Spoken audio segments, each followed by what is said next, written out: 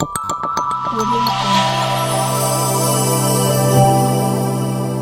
Jungle.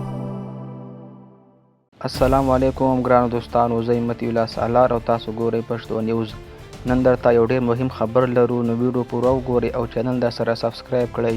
ایلون مسک د ټکنالوژۍ لوی نوم دی. تازه د ایمان خان په اړه یو مهم خبر کړی دی.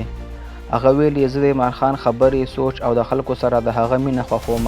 دا خبره ولې مهمه ده؟ ځکه دا لومړی ځل دی چې یو دومره لوی نړیوال سړي د عمران خان په اړه داسې څرګندونې کوي.